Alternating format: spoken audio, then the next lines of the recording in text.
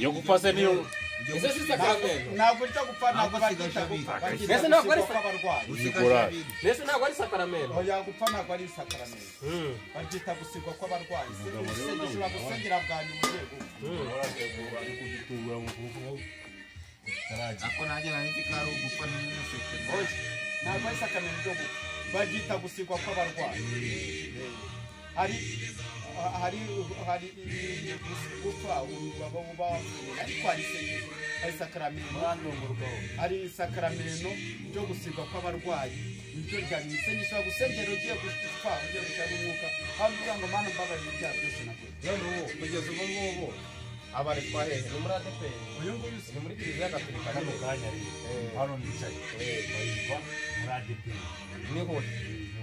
warahabatirijwe kubarizwa kwa muzeshuni ubu ujya ku ifunguro ryera ariko uri kwa muzeshuni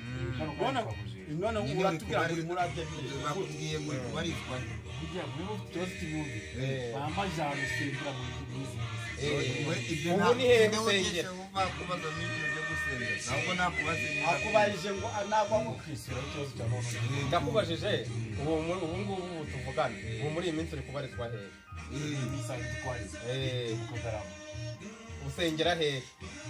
cyose kibiri ntabwo kiba kigoroye neza aho kiragoroye neza umbwiye ye mubajije aho uri kubarizwa urahambwira na aderese yawe aho mu Kagarama usengera he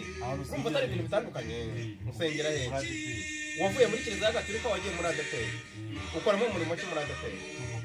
uri umukristo usanzwe ujya ku igaburo ryera kuki nta murimo ukoramo ngo ube umuririmbyi cyangwa n'indi mirimo uri umukristo usanzwe ubu ujya usura abarwayi ukagenda ugakora imirimo y'abakristo ugafasha n'abantu bakeneye kuki utabishobozwa se urumva ukuntu uganira gukora ibyiza satani akagutanga uzi ko ahise agutanga imbere gute wagiye usenga kandi ijambo ry'Imana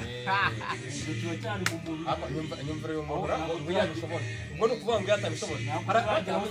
ubutumwa njya numva akivuga amazina ye yarangiza nk'ubu akavuga ngo nitwa Ndayisaba Theogene ngo ariko ndi umuvugabutumwa ngo w'ubushake umuvugabutumwa w'ubushake ubwo arabwiriza yabishatse atabishaka akabireka none umuntu nawe ngo yabishobozwe kubera iki iyo uri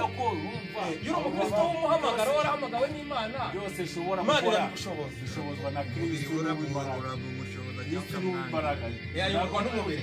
ntabwo yoborwa n'umubiri yoborwa na Kristo n'imbaraga ubwo n'umunyamubiri ntabwo ari umunyamwuka yoborwa na Kristo abantu bose bayoborwa na Kristo ntabwo bavuga ngo iyo mbishoboye kuko arabibashoboza ugomba kumva ko izo ngabire ijambo rivuga shobozwa byose na Kristo imbaraga byose none kuki uvuga ngo iyo bishobojwe uretse gatoya kuki uvuga ngo iyo bishobojwe